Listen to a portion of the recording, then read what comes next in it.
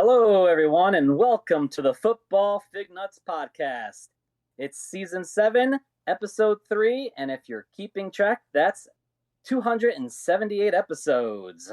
I'm Sean. I'm Cinch. I'm Craig. And I am Britt, and Sean nailed the opening. Congratulations. Thank you. Very proud of you. Hi, Deb. Okay, Oh, wow. Don't push it. Don't push it. You're a guest here. You're a guest here. So, how's everybody doing? We're here to talk about running backs this week, guys. Everybody's favorite topic. That's right. Oh, I mean, yeah. it's not as exciting as the tight end defense and kickers episode, but Whoa. That's why we saved that one. There's a reason we do that one later. I think this is the one where we probably have the most difference between people where they view running backs. You know, it's more than any quarterbacks, kind of all the same. Wide receivers, I think there's some variation, but I think running backs is where you get probably the most variation between everybody. Sure, let's go with that. But let's start where we always start. Let's start with our good friend Cinch. Cinch, what are you drinking tonight? I am drinking a Wavelength by Equilibrium. See, I already forgot. That's like one of those words. I look at it and it's like, is it equal? Is it equal? I don't know. It's Equilibrium. The E is hard. I think you got it dead right. Have you tried it yet? Yeah, it's very good. Tastes like beer. There's no Always description. Doesn't say what's in it. It tastes like beer. Full beer. Yeah. All right, Sean, what are you drinking tonight? I'm drinking 2 things tonight. Oh. The first one is Scorpion Bowl by Alvarium. It is a Thai-style sour ale. interesting. I've heard good things about this. I not being a sour person, I am not a fan, but I've heard good things. I mean, it's brewed with pineapple, orange, lime, cherries. What else? I don't know. You fruity bastard. I mean, can we just have beer that tastes like beer? You Well, have then- that. Well, I mean, I do, but Sean's describing something. I don't even know what he's talking about. yeah. And well, my second one's a tea beer. Believe it or not, it's brewed. It's brewed with tea, no malt. Yeah, okay. I had one of them last year from that place. Where did I go on vacation? I brought you guys some. I don't know who got what, though. I'm sorry. I didn't mean to interrupt you. I got excited. I knew the answer. It's a black cherry bourbon ale, barrel aged tea It's beer, cut off. and it's 9%. It's 9. Wait, the tea beer is 9%. 9%. It's bourbon ale. It's bourbon And aged. You're drinking this at the same time, or are you waiting? I'm gonna have one and then the other, but I figure I wouldn't be able to describe it. Gotcha. I gotcha. He's alternating. Gotcha. Fair enough. So you have your own flight. Got it. Yeah, there you go. Every 2 minutes in the podcast, a horn's going to go off, and Sean has to change the beer he's drinking. He has to swap cans. That would be interesting. I don't think he'd have a problem with that. I don't want to go there with that. But Craig, what are you drinking? So tonight, I already poured it in a glass. I have a can from Aspetuck Brew Lab. It is the Grey Matter Grisette. Oh, I hate that beer. Inspired Belgian ale. I personally like it. It's a farmhouse and it's light. And it's sour. See, to me, it's not. But Yeah, my wife loves that beer because it's a farmhouse. It's just a little on the sour side. gold That's her thing. won gold medal in 2017 and 18. It is one of their more popular beers, and it is one of their higher rated beers. So yeah, I can understand that. It's just not. Farmhouses to me, It's not a Brit beer. It's not a Brit beer. Farmhouses to me have to taste like a beer. They have to meet the Cinch test, and most of the modern grisettes don't do that. They're just a touch on the sour side. I don't like that, but I forgot to bring a glass, so I'll be drinking straight out of the can tonight. Here we go. That's it. Oh yeah. I stopped at a place that you guys are all very familiar with. Our good friends at Two Roads Brewing. Oh, Hashtag sponsor us. And I picked up a can of Kentucky Lightning. oh, isn't that like 12%? 8.5. Oh, all right. 8.5. And I have 2 other cans in the cooler, but at 8.5%, who knows if we'll get to them or not. It's fair. But what we do need to get to is the running back rankings. But first, I have a burning hot take question inspired by Sean's question last week. Okay. Sean posed us with an interesting question about naming quarterbacks that had a certain point threshold, right? Yeah.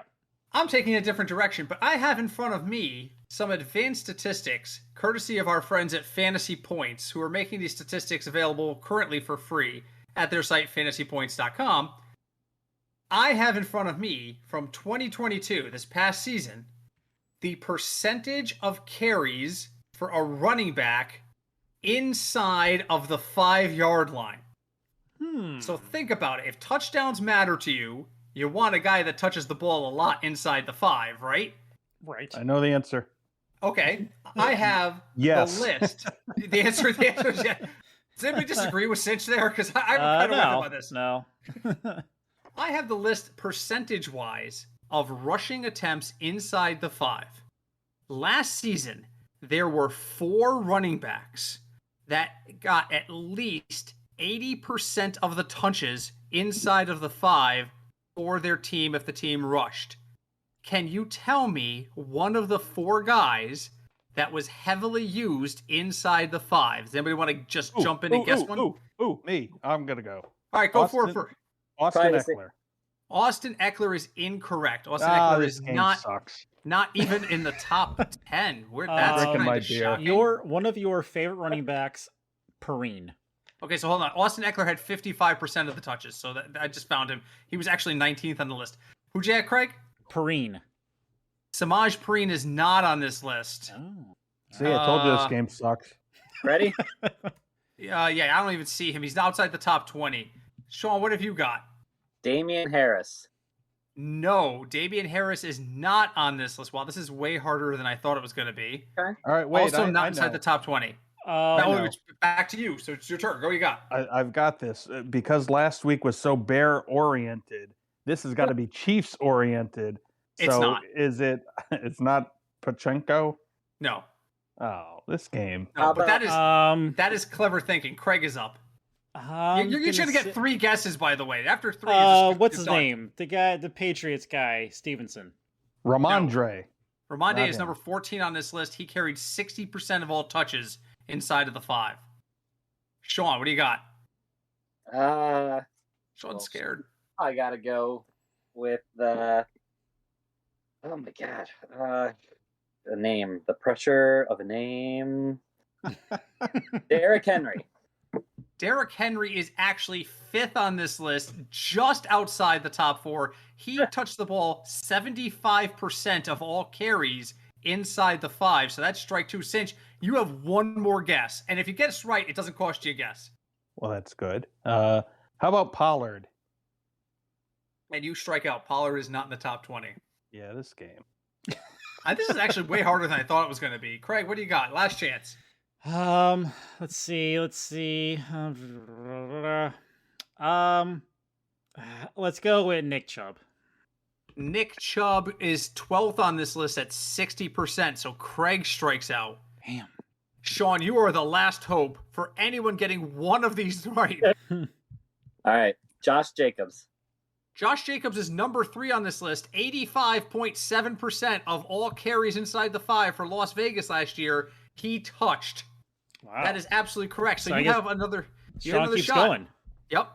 So my question here is could it be split between 2 teams? Pick the name off the list, son. Um, Come on, we got to get this done so we can go record Ding Dong in the Mailman. Saquon. Saquon Barkley is not in the top 5. He's actually 20th at 53.6%. So now you got to be saying to yourself, who the hell could be on this list? Number 4 was Jamal Williams in Detroit. 84.6% of all carries inside the 5 went to him. Duh. Number 3, as you heard, He had like 18 touchdowns, so yeah. Duh. number 3 was Josh Jacobs, as we heard. Number 2 was Cam Akers. Cam Akers for the Rams handled 88.9% of the goal line carries last year. And this is the name I thought someone would get. This guy handled every carry inside the 5 last year for the Seattle Seahawks. Kenneth Walker, the rookie from Seattle. Never heard of him. It's Kenneth Walker, Texas Ranger. Kenneth Walker, Texas Ranger of Seattle. Presented by Jerry Jones. Every time they handed off inside the 5, it was him. Yeah, especially after Penny went down, he was the only name there. So yeah. So now you ready for this? You ready for the side stat that's really kind of weird with this? So Kenny Walker got 100% of those touches. The stuff rate, which means the percentages of times he failed to result in a first down or touchdown on a carry of that type, 55%. So they gave him the ball every time, and half the time he got hit for a loss or no gain. Well, I don't know. Is that good? Is that bad? That's really high. Well, Jacobs was at 38%. Akers was at 43%. Jamal was at 41%.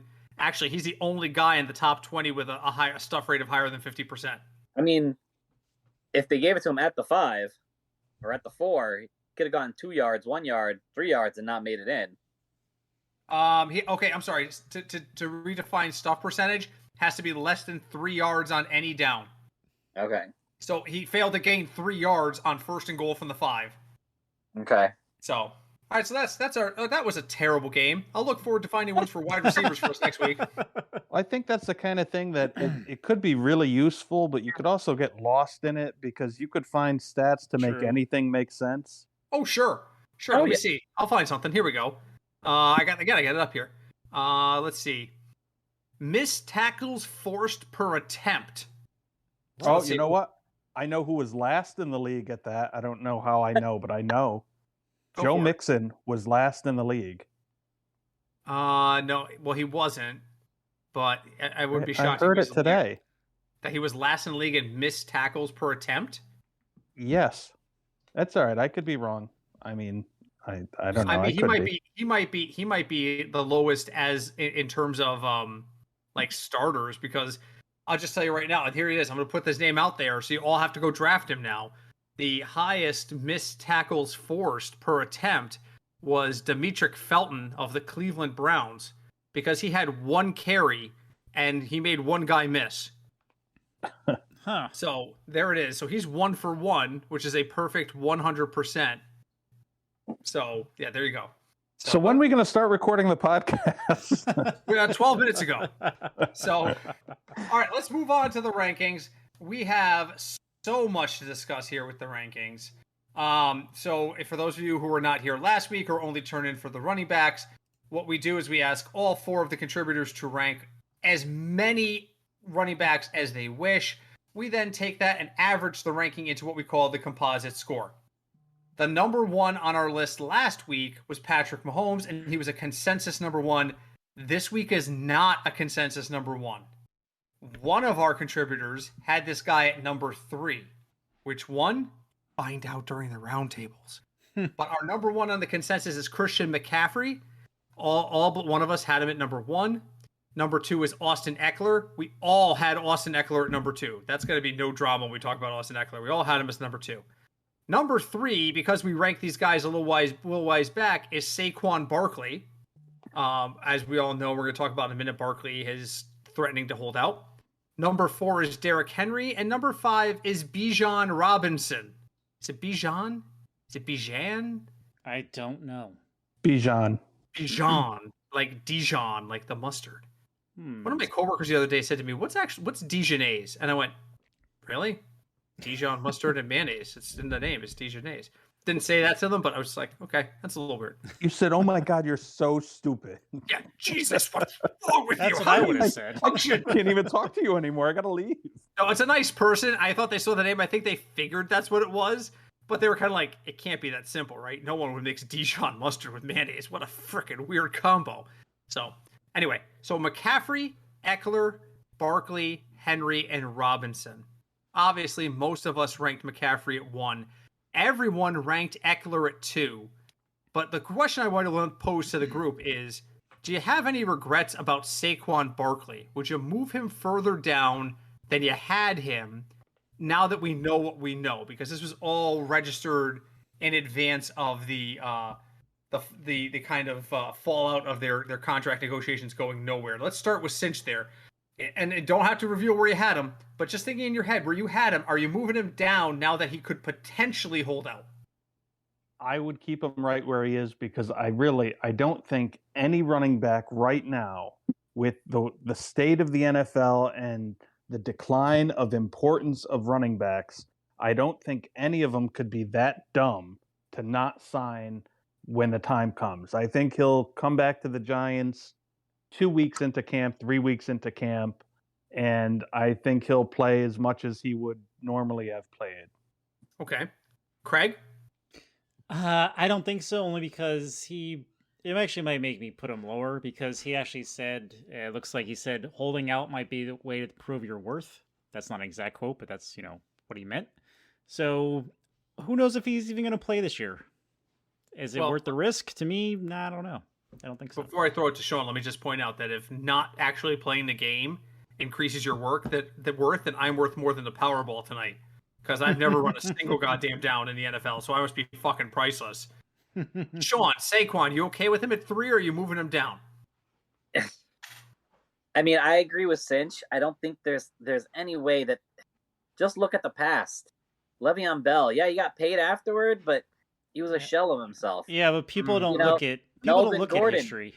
Melvin Gordon, he tried to hold out. Yeah, he came in at the last minute because, you know what? It's not there. There's not. Take what you can get. Go on. Try to get your next. The next year. I mean, unfortunately, I know running back is a volatile position, but unfortunately, that's the way the NFL is right now. And I think he's going to see that he doesn't really have any kind of leverage, to tell you the truth. I mean, look who's out there. Dalvin Cook. They could say, okay, fine, hold out. Dalvin Cook. Oh, here, come on, Leonard Fournette. Oh, come on. I mean, granted, none of them are as good as him, but they'll work with what they can get for cheaper.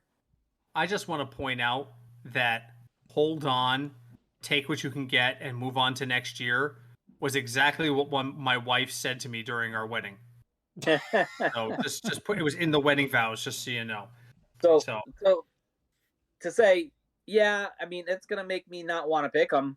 I mean, he would still be third if he comes in, but do I want the hassle? I might skip over him. That's exactly it. He drops 5 spots on my list, easy. 5 spots. He's behind Henry, he's behind Robinson, and he's behind the next couple of names we're going to discuss in a second. Saquon would be giving up $10.9 million if he sat out the season. Mm-hmm. You never get that money back. No one is going to give him a big deal. He thinks he's worth more than that, so... Yeah, exactly. What is reality and what he thinks are different things. And what we call that is Antonio Brown syndrome. Antonio Brown still thinks he can play. Antonio Brown also thinks he has a contract to do commentary at ESPN. So, and again, we always have to remember these guys who've been raised this way have people in their ears who are thinking about the next deal, not this one. The next deal, and the next deal, and the next deal. And they don't seem to have an understanding that, time is limited. I mean, especially since you've always been... Yeah, time is... Cinch has said for ever... Never give a running back a second deal. And that's something he said forever. And Saquon's learned at the hard way that the Giants have watched him get injured. Well, yeah, but he had a great bounce back here. That's very true, but he got injured. And the Giants have not forgotten that he went to Penn State, which is a problem. Yes. So the other question I have for the group is Bijan Robinson. 2 of you guys had him in the top 6. 2 of us did not. I just want to hear, and without revealing where you put them on the list, are you high on Bijan Robinson and why? Because I passed over him today in the Scott Fishbowl draft and took Jonathan Taylor instead, and I kind of want to hear other people's thoughts on it. Let's start with Craig on this one. Craig, Bijan Robinson, yay or nay, and why? Nay for right now, because the Falcons are a lost team, and I feel like they're going to be playing from behind a lot, and that's not good for a running. Okay. Sean, your thoughts on Bijan Robinson? Great talent. I think that's going to come through. I don't think even if they're down that they're going to have much choice other than to run the ball to try to keep it close. And their offensive line isn't that bad. So, they're going to force that ball into him. I mean, they're going to have Ritter throwing. And yes, I know Drake and, Kyle Pitts, he's supposed to be so great, but hasn't shown it so far. But even have Ritter throwing to him, so you gotta force it to Robinson. So I can see him just getting so much volume that he's good. Cinch. Well, here's my problem with ranking running backs. All right, so the top 10 that we rank, is that who we think will be the top 10 highest rated at the end of the season? Because I don't think it's going to be that way. But you can't, for instance, you can't not rank McCaffrey in the top couple of running backs. Right. But if you were to ask me, is he going to finish in the top 10? I'll tell you right now, no, I don't think he will. Because the Shanahan has never had a 1,000-yard rusher. He runs these guys into the ground. And once McCaffrey got to San Francisco last year, when Elijah Mitchell was healthy, he had all the runs and McCaffrey didn't. So I think he's just going to get hurt and he's going to be a middle of the pack guy. So like Sean said, we're talking about help me with his name, I forgot. John? Thank you. We're talking about him being in Atlanta, where the head coach has already showed that he does not know how to call an offense that will throw the ball. So I think he's going to be the number one guy running it, and I think he's a third down back that he's going to be catching it. So I think that he would be a guy that wherever he would be in your top 10, I think he's a guy that will finish the season in the top 10. All right, so you brought up an interesting point. The Kyle Shanahan offense has never generated a 1,000-yard rusher. That ends this year, I think, because Christian McCaffrey is in San Francisco. And they really have a quarterback. Quick off the top of your head, who was the last person to rush for 1,000 yards as a 49er? Cinch. Too Too late. Craig. Wrong. Sean. Deebo Samuel. Frank Gore. Frank Gore is the correct answer. Hey, nice guess. Good job, Sean. Frank Gore is the correct answer. I still, every year, use Frank Gore in a DFS lineup, even though DraftKings tell me I'm ineligible to use him. I still try to put him into a lineup with Blake Bortles every year. I'm not going to do the voice. Don't worry, Deb. It's fine. Damn it. 2005 was the last time the San Francisco 49ers had a single guy who rushed for 1,000 yards. Wow. That's disgusting. I just looked it up on two different sites because I could not believe it's been over 15 years since they've had a 1,000-yard rusher. It was Frank Gore. I mean, does it get better than Frank Gore? The only thing gets better than Frank Gore is Blake Bortles, and I'm still not going to do the voice. So the crazy thing about that question, the 49ers have been a good team. It's not like they're winning 3 games a season. I was just going to say that. They've been in 2 Super Bowls since that happened. 2! It's really odd. Who do they play? They play the Chiefs and who else? They've been in a Super Bowl since that happened. Maybe it's only one, but they have been to a Super Bowl without a 1,000-yard rusher. That was the year that everybody and their mother got hurt. Remember? Oh God, who's that guy? They went through like 3 running backs that year. Oh yeah, they had Mostert. And Mostert was one of them. I think Elijah Mitchell. No, yeah, Mitchell. It was, I think. Mitchell. Was Frank Gore still there, or did he leave? I think he was. I'm gonna look this up on the fly. Jet. I think he was a Jet at that point. All right, that was 2020. But again, it just goes to show you what they're thinking. You don't need a running back. Why pay him? Listen, all I know is they need to bring back the fullback position so running backs can last longer. Just saying. Totally. Okay, hold on a second. What's their fullback that's on the team now? And he runs the ball.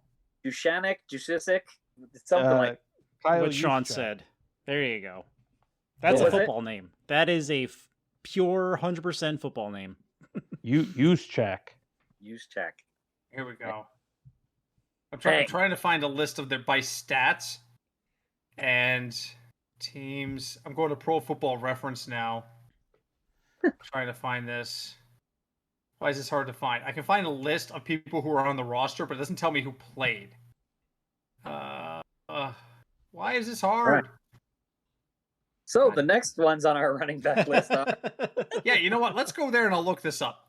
So going into 6 through 10, number 6 is Jonathan Taylor. I am big on Jonathan Taylor this year, and that's only because I drafted him in Scott Fishbowl.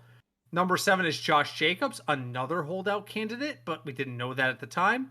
Number 8 is Tony Pollard from Dallas. Can he fill the shoes of Zeke? Zach.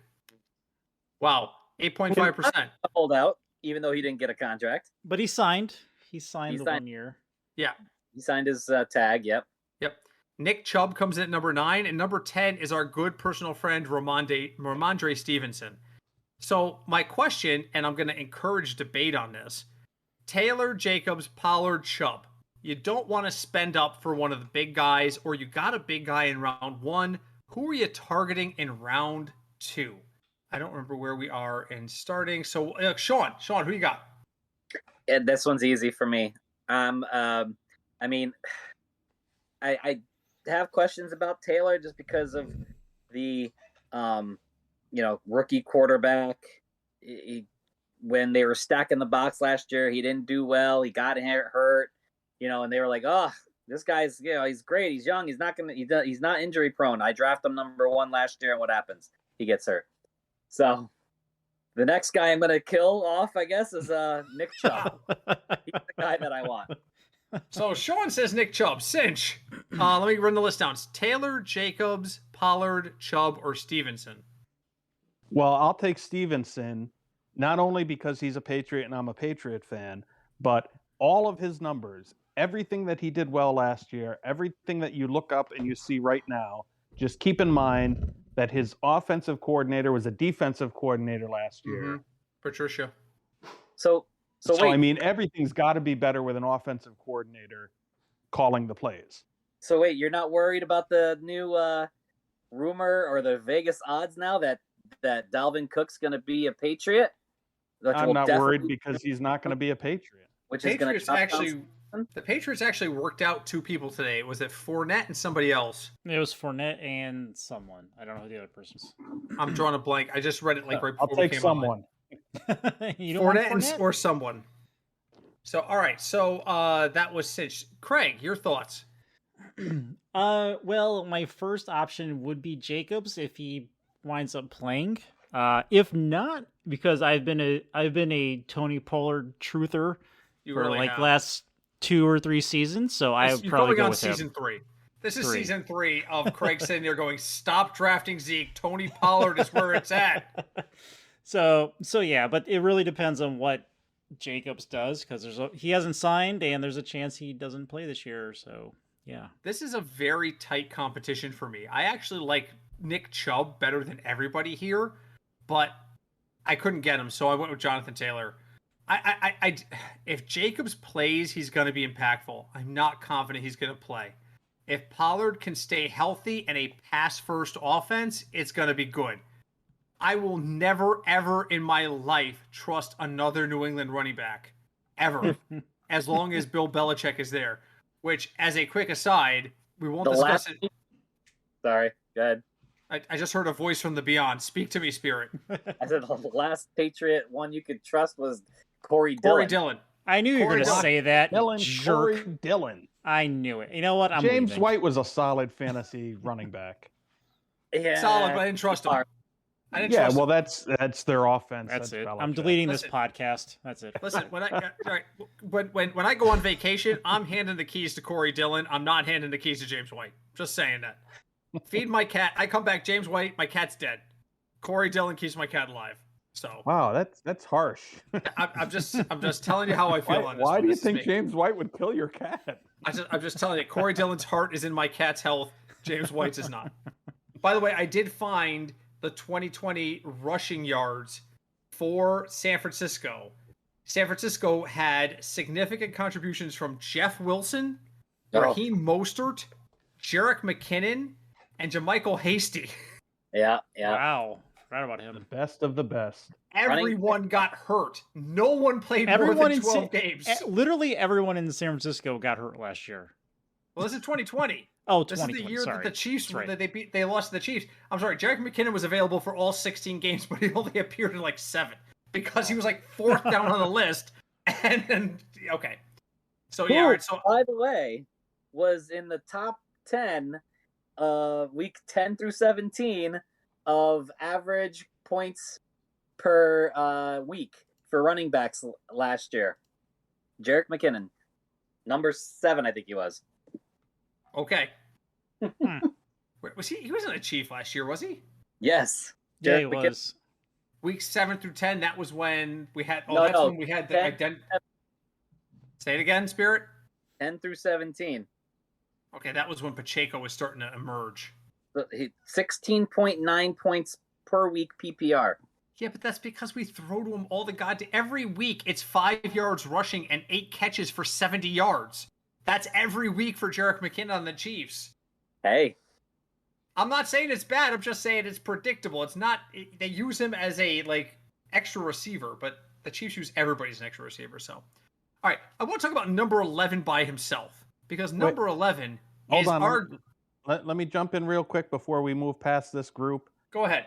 The one knock I have against Jonathan Taylor, his quarterback, Richardson, the rookie, if he is the player that I've heard him described as being, which is another Cam Newton type, anytime they're inside the 5-yard line, he's going to run it in. He's not going to give it to Taylor.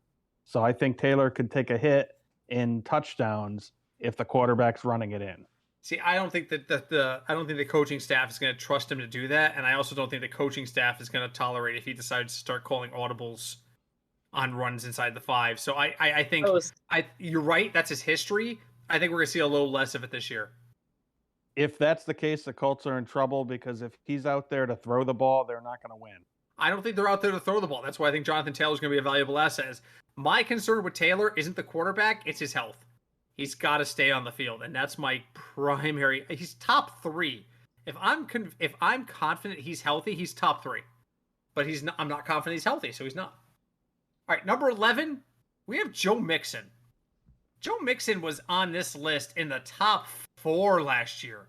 By all accounts, aside from the fact that he might go to jail eventually, he's in good position.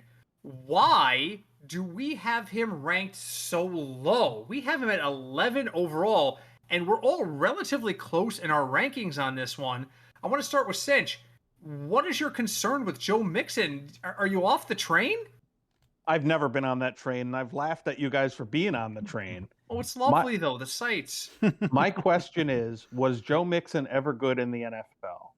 Because if you look up his numbers, I'm not saying he's bad, but he was never a really good fantasy running back. He's too inconsistent. You get really good games, and then you get games where it's like, well, I mean, that was all right. It's nothing special. I think you're asking the wrong question. Why is he so low? I'm asking, why is he so high? Craig? Well, I mean, so he's been playing for what? His rookie year was 2017, and he's rushed for over 1,000 yards 3 times. But 1,000 yards in 17 games now is that, even with 16 games, 1,000 yards isn't what it used to be when they played 14. Right. It's more 20, like their Super Bowl year yards. the Super Bowl year was his best year. 13 touchdowns. Yeah. But I mean, he had, my problem is he's had ankle issues, and then there's the whole off-field thing. So that's why me personally, I've dropped him down a little bit. So and at the time when we did these rankings, he didn't sign yet either. So I didn't know what was going to happen there. I didn't even know if he was going to be a Bengal. But he has signed a longer-term contract, so he will be a Bengal for a while, pending legal charges. 2 years, right? I believe it was 3 years. 3 years? I think so. Yeah, but in the NFL, that doesn't mean anything. True. Yeah, the only guaranteed money is guaranteed money. I mean, we've heard that before. I don't know. I look at his stats, and Cinch is like, why? I don't know. Maybe for the 153 yards and 4 touchdowns he puts up against Carolina. Maybe for the 60 yards and a touchdown he puts up against Miami. I mean, he's not terrible. It's 96 yards and then receiving touchdown he puts up against Cleveland. The guy has flashes of brilliance, and he's not a bad RB2. While I'm no longer on the train, I don't dislike the guy at all. My concern with him is his legal issues. He's only 26. Yeah. In running back life, he has another 4 years. It's like dog years. Exactly. It's like Last dog years. year, he went 20 points or more twice. Now, 20 points is a really good game. I'm Mhm. really happy my running back gives me 20. He only did it twice. So Okay. fantasy-wise, what do you want your running back to average? Well, Like, what he is didn't a average good 20, but I mean, Right, well, I'm if just I saying in could general, get- what do you want out of your running back average per week? I would say if I could get 15 or more, as as an average. Mhm. Yeah. I don't see. I think of running backs differently than a lot of people do. I think it's kind of a wasted position. I like going with zero running back theory when I do my drafting because the guys that you rank in the top 10, 3, 4 of them are going to get hurt and miss significant time during the season. It's just a position that they get beaten up at. So Okay. So I'm said- happier taking the guys between 11 and 20 than I am 1 through 10. Interesting. So you said you like the guy that you want him to score 15 points or more. Mixon scored 15.9. Weeks 1 through 17 last year. But to Cinch's point, don't forget that week 9 game against Carolina, he scored 153 yards and 4 of his 7 touchdowns. Again, think about that. 5 I points. disagree with Cinch here, but literally half his touchdowns, more than half his touchdowns, came in one game last year. One game. And the problem is, and this is why I'll disagree with Cinch. Cinch is not wrong, but I'm going to disagree with him on Mixon because when you have a running back in a pass-first offense, and there are 5 or 6 really good offenses out there that we always know there's no shock when they pass on first down. And since he's one of them, we can't expect the 15 points out of him, but we can expect consistent production, and that's where I like it. Sean, I cut you off there. What are your thoughts on Joe Mixon? I mean, he's a back end RB1. You were saying you like him as an RB2, but his production is at back end is a low end, especially in a 12-man league, which most leagues are. He's an RB1, and you can't knock that. He's gonna be there. I mean, is he worth the price you pay in a draft? I don't know. Maybe not. Maybe that's why you hold off on him and don't take him like Cinch does. But he does produce RB1 numbers. So yeah. All right, we got to move on. If you just minus the 52 points that Mixon had in that one game, his average is going to drop a lot. That's almost anybody though. You knock off someone's high game. All right, you're right. Well, but you know what? Statistical law says if you eliminate the lowest, you got to eliminate the highest. So what happens? And I'm not asking us to do this on the fly, but what would happen if we took off his best game and his worst game? Statistical consistency does happen when you eliminate outliers, right? And if that 50-point game is an outlier, which is what Cinch's point is, then, so when you're dealing with these kinds of things, if the best game and the worst game offset against the mean or the average, then it's a statistically balanced pool. In this case, if he averaged 15 points, that would mean that his average wouldn't be able to drop more than a point or two after losing a 52-point performance. I don't see that could happen even if we dropped a 0 off the end. You know what I mean? 1.2, by the way. Say again? 1.2 was his low. Okay, so we're saying that a 52-point high is offset by a 1.2 low with an average of 15 points. That's not statistically sound. Cinch's point there is pretty valid, so I can see that. Not that I'm not on the train, but I watch the train. I like to watch it go by. You wave as it goes by. I wave at it. I take my hat off and I wave it back and forth. Hope it blows the whistle when it goes by. Right. Sometimes I get a pocket watch out and I stand on the platform and I take it out. And the 1206 is running late today. I'm that kind of guy. Who is the other running back in Cincy now? I thought I was. They drafted one, and the other one is Williams, Trayvon Williams. Okay. Is it Chris Brown? Something like that? Yeah, they got him in the 4th or 5th round. It was it's Chris Brown. Could be a good The rapper? sleeper. Yes. No. Chris Brown, the rapper? I don't trust that guy. All right, we got to move on. Number 12 on our list is Travis Etienne, a guy I'm really high on personally. 13 is Aaron Jones, how the mighty have fallen. Number 14 is Breece Hall. Number 15 is some guy named Najee Harris. Not sure I've ever heard of this guy. What's that? That's 15. Or 16 is Alexander Madison. Put your fist in the air and hear Hamilton in your head. So I opened up the round with Mixon, so we're going to just skip Mixon in this kind of conversation. I feel like there's a real mix here between ATN, Aaron Jones, Hall, Harris, and Madison of guys who have real strong potential. I either love or hate everybody in this grouping. So I want to just go around the room really quick. Give me one name out of that group you love and one you hate. So we'll start with Craig. Etienne, Jones, Hall, Harris, Madison. One you love, one you hate. Go. The one I love is Madison. He's taking over the running show for the Vikings. As we all know, Dalvin Cook has been injured several times while he was there, so I think he's proved that he can be the main running back there. The one I hate is Harris, and not because he's a Steeler. It's just I don't think they really like him. No one believes that, Craig. Well, all right, fine. They don't. From what happened last season, I don't think they really know what to do with him at all. And I said that last year, and I don't think that's going to change. Sean, in 50 words or less. The one I hate, it's close.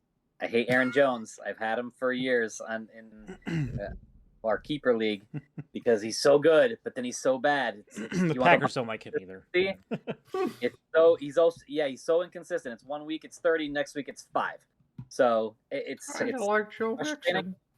Breece Hall, I don't like at all. I just don't trust that he's going to be healthy. No. Stop. You get one hate and one love. You hate Aaron Jones. Move on. Since he already went with Madison as a love, I'll go with what he hated in Najee Harris. Ooh. The Steelers have improved their offensive line. It's ranked in the top 10 this year. Also, that whole thing that I was going with from week 10 to week 17 last year, he was the 9th best running back in average per week of points with over 15. You're almost out of words. I like him in that grouping. Okay, good. Cinch, what do you got? I love Travis Etienne. I think he is a home run hitter that you're going to get a lot of rushes for no gain or 1 yard, but then he's going to break one for 80 for a touchdown. Mm-hmm. So that's the guy I love. God, it's Jamal Charles all over again. I don't think Najee Harris is a good player. Just that simple. I don't think their offensive line is anything special. I don't think he's a good player. And watch out for Alexander Madison. He's never had to hold up for 17 games being the lead guy, and I worry that he's going to break down. I agree with that. Madison's hit or miss. I'm going to agree with Cinch. ATN is the guy on this list I absolutely love. The name I hate, though, Breece Hall. Listen, there's talk about, oh God, why am I drawing a blank on his name? The guy who's the backup that was there the year before in the Jets. Michael Carter? Thank you, Michael Carter. There is talk that Michael Carter is way healthier than he was last year, that he's been working with the coaching staff. And listen, if Breece Hall were the answer, they would not be talking to Dalvin Cook. The end. I know, well, Dalvin Cook's an amazing player. Yes, he is, but you would not bring a player in this late in the game after mini camps and after OTAs if you thought Breece Hall was the answer. They're not sure about Breece Hall. I'm convinced of it that they are not sure about Breece Hall. So I am way fading Breece Hall. I will admit right now that I am the lowest of all of us on Breece Hall. So, all right, we got to fly through these last few so we can get to have some time for final thoughts. So after Madison at 16, we round out the top 20 with Miles Sanders at 17, J.K. Dobbins at 18, blame Craig. 19 is Kenny Walker. Who is this guy?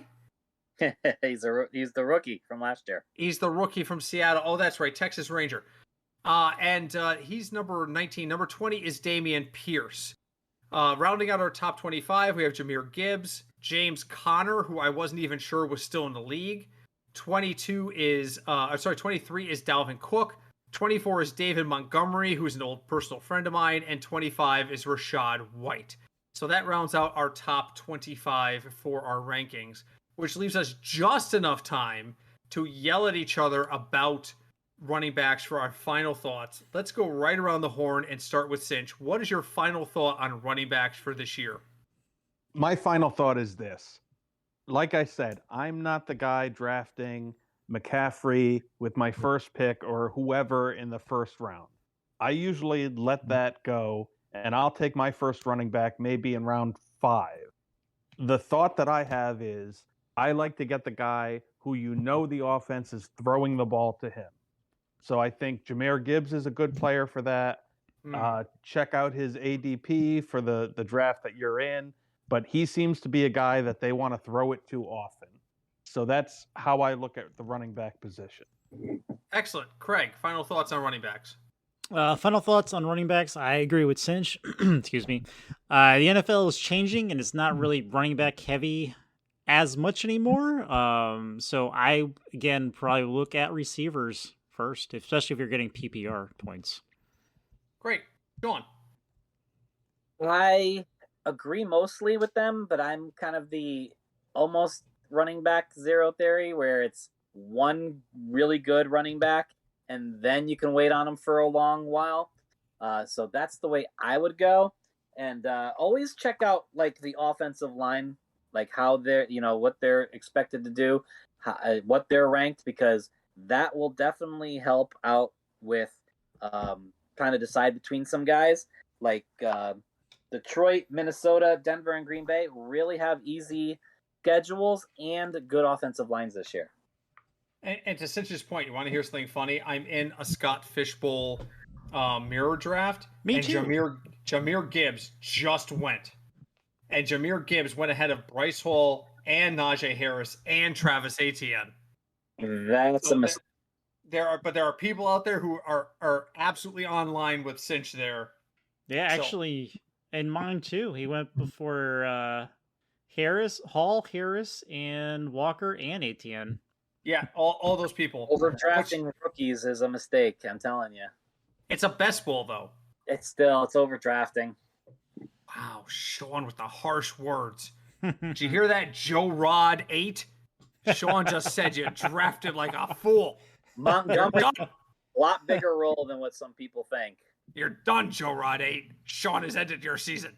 All right, so my final thought is I want to poll the audience because I'm going to be up on the clock in one pick in this Scott Fishbowl draft. And Breece Hall, Najee Harris, Travis Etienne, and Kenny Walker are all still on the clock, are still on the board. Which one am I taking?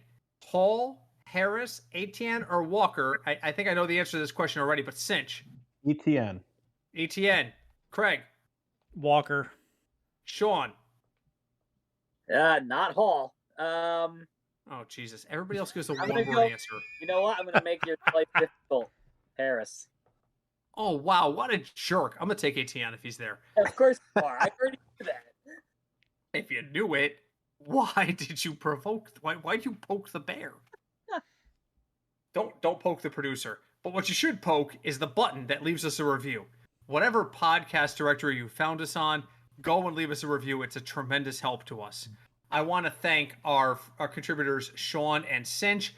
We are a third of the way through draft coverage. Next week is wide receivers, which is an even more in-depth slog than running back. I hope we get through at least the top 10. We will definitely have that conversation. And then our best episode of the year, the tight end kicker defense spectacular. And then 2 draft roundtables to round it out. Also, if you'd like to get in contact with us, the easiest way to do it is through email, which is fignutsdfs@gmail.com. You can also reach out to us on Twitter. We are still there. We are at fignutsdfs. We are also on Threads now at fignutsdfs. And you can always find us on Facebook. We are the Football Fignuts Podcast. So once again, thank our contributors. Thank you, Cinch. Thank you, Sean. Thank you, Britt. Thank you for having us. Yeah, that's the part, Sean, where you say, "Hey, thanks. It's great to be here." They just Cinch jumped right on it, Sean. Welcome. Yeah, there you You're go. welcome to have me here. You're welcome for my presence, sir. Okay, so Cinch, Craig, and I will be back next week, and His Majesty might be taking the week off there. But again, so until we meet next, let's go right down the line. My name is Britt. I'm Craig. You guys go to. I'm done. I'm Cinch. Did he just say I'm done? He might have. He's had several beers. On behalf of Cinch, Craig, and His Lord Majesty Sean of Stratford, thank you all for joining us. We will see you next week. Hi, Deb. Have a great week, everybody. Bye. Bye.